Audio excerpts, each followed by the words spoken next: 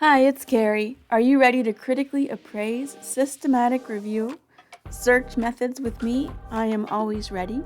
And today we're going to take a little journey looking at some published systematic review search methods. As a note, I am critically appraising them based on the Prisma statement and the Prisma search extension, both published around 2021. So any systematic reviews being published now really should be following Prisma, the preferred reporting items for systematic reviews and meta-analyses, or some sort of standardized reporting guideline, and the Prisma search, which details how you should report your search. I will put links to both in the video description. And also remember that I'm commenting on the methods alone and not making a comment as to the quality of the overall manuscript. And finally, as much as I can tell and am able, I will never critique the work of people I work with or other librarians. Here we are on PubMed, and I'm going to search for the systematic subset, systematic SB. It's a search filter through PubMed that allows you to find systematic reviews. And then I sort by most recent. Sometimes it defaults to best match, but I really want the most recent ones. And you can see there's quite a bit. You can see how it's taken off over the years, etc., etc. And we'll look at a couple today. I'll admit that I have done a little bit of pre-looking, and I usually do about 2 to 3 per video. Let's look at number 1. So these are researchers from Iran. I don't see a librarian. And just by looking, not by reading it, but by looking, I see a nice structured abstract with some very good keywords here. And it looks like they've described their systematic review quite nicely. It does say they've searched PubMed, Scopus, Web of Science, and ProQuest. Web of Science and ProQuest are platforms for databases that are going to vary depending on your institutional subscription, so please keep that in mind. They need to be reported a little bit more thoroughly, but I'm not trusting the abstract for that information. They've made a date limit, so let's see if they tell us how and why. Let's go to the article itself, and again we see that nice structured abstract, and it looks like it was received in December of 2022 and accepted, oh sorry, I'm reading it wrong, received in June, I'm an American, sorry, June and accepted in December of 2022. We're skipping past the introduction and going right to the methods. So this stood out to me. They conducted a systematic mapping review of studies. And up here in the title, they clearly say systematic review.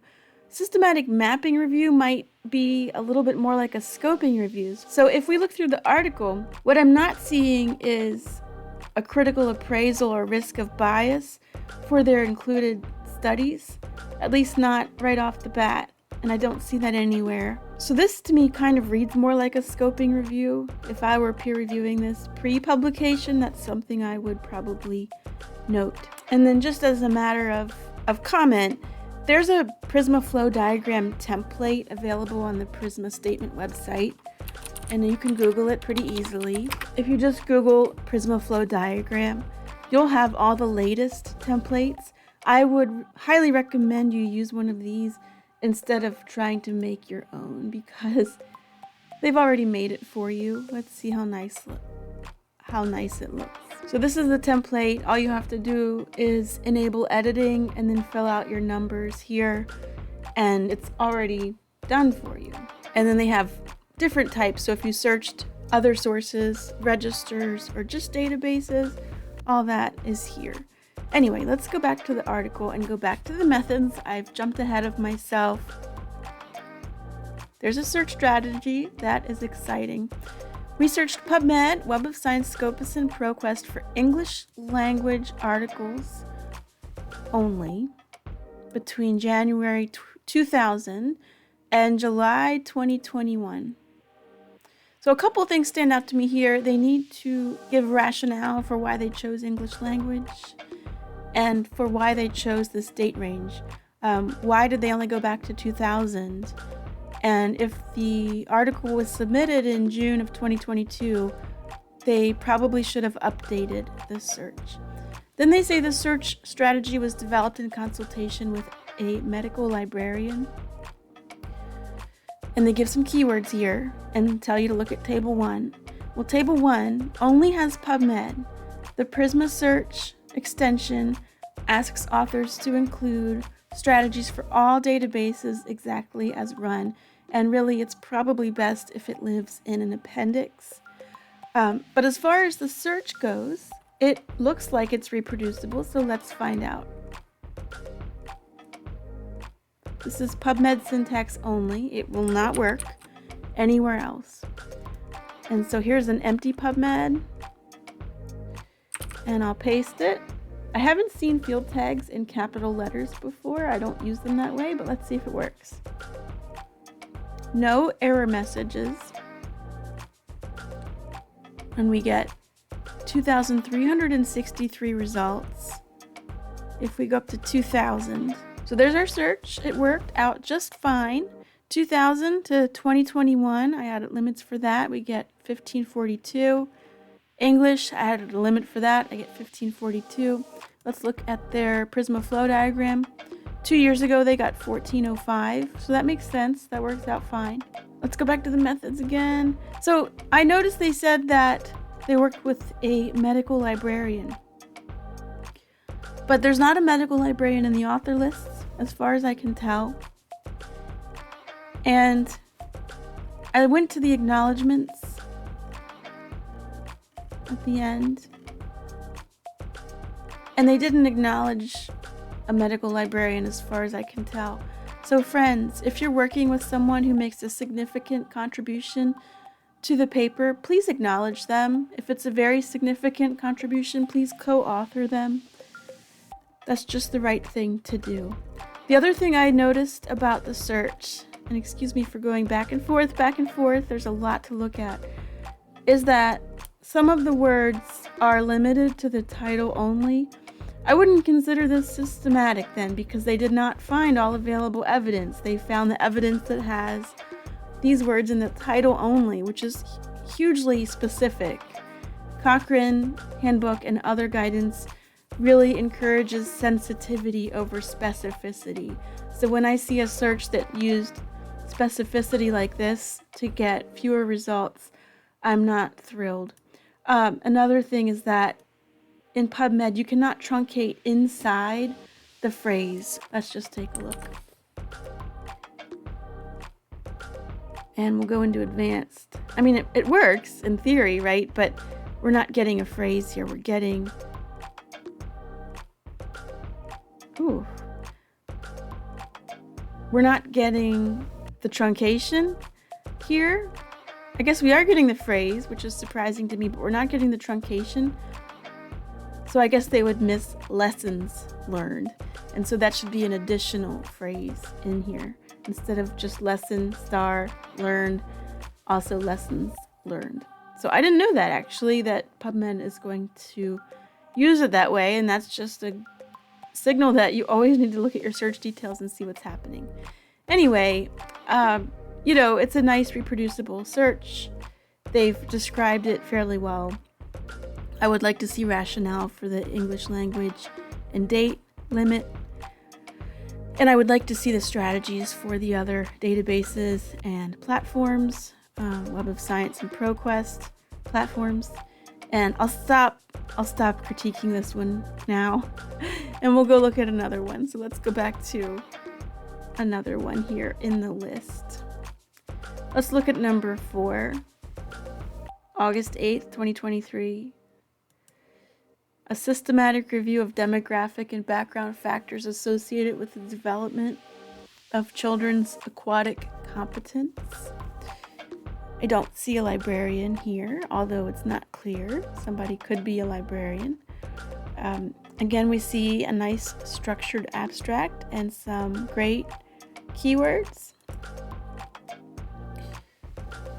They mentioned that they did a systematic literature review guided by the preferred reporting items for systematic reviews and meta-analyses. I guess you can be guided by the Prisma, but really the Prisma's sort of like a reporting checklist. So it's really not guiding your search. It's not guiding your conduct. but we'll forgive them for that. This is the abstract. So they wanted to see the association between demographic and background factors in aquatic competencies. Did they call it aquatic competencies? Yeah.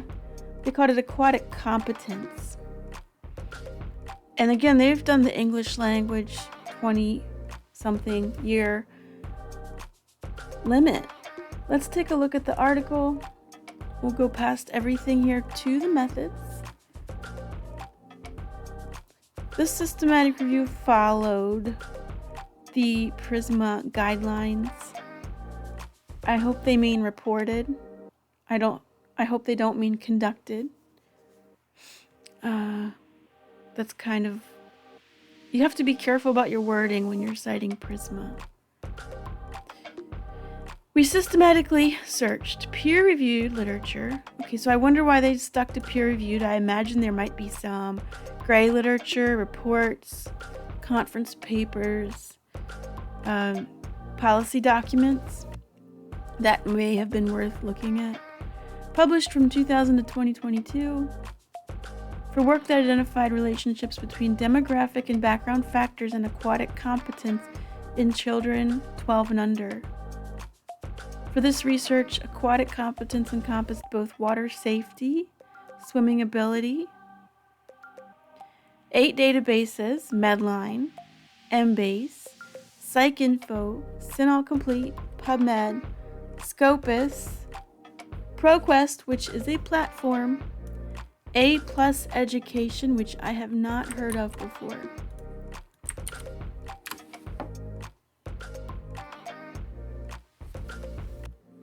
It might be one of these.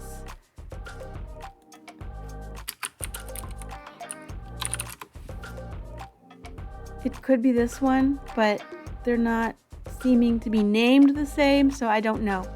And Google Scholar were searched. These were selected as they provided disciplinary breadth, covering injury prevention, drowning prevention, and education. And in addition, a snowballing method, searching the bibliographies of retrieved references, was applied to identify further potentially relevant articles. So that means they looked at cited references of their included studies. Only English language search terms were used. That's okay, because a lot of research is written in English and we don't always have the capability to search in other languages. With wildcards, related terms, and truncation. We divided the terms into 3 groups, with terms within groups combined using the Boolean operator OR, and groups combined using the Boolean operator AND. Okay, so a couple of things stand out to me here. You can't truncate within the phrase, and also this really doesn't tell us much about database syntax or what fields were searched. So we get swimmability. Let's see what happened here. It looked for swim and aptitude. It mapped. Or ability. Okay, it kind of worked, but it's not really reflected in the search. You know, I'd rather see what happened in the search than this. When there's no quotes around phrases, we're going to get drowning and prevention. Let's take this concept. They haven't nested their concepts, so if I were to enter this exactly as it's written here, it wouldn't work. I can guarantee that. So let's see what happens when we do this. No field tags. We're going to get drowning as a mesh term, and then prevent. Lots of variations of prevent. It took all the phrases and broke them apart. Water's a supplementary concept. That's hilarious. It's not a new idea. I mean, so in theory, this search works just fine, but what you should be capturing then is this search, right? And not this search, because this doesn't really tell us what happened. And over years or over time, it may change in PubMed what happens behind the scenes, the way that it maps. I know that it has changed for nursing, which used to map to breastfeeding, no longer maps to breastfeeding, and now maps to nursing, the discipline. Anyway, so you'd be better off to capture the search details. And then we don't have any idea on which platform these were searched. Medline and Embase live on at least 2 or 3 platforms. PsycInfo and CINAHL are usually on the EBSCO platform. PubMed is its own platform. Scopus is through Elsevier. ProQuest is a platform. A+ Education, I've never heard of. So we'd really like to see the date that this was run, not just the month.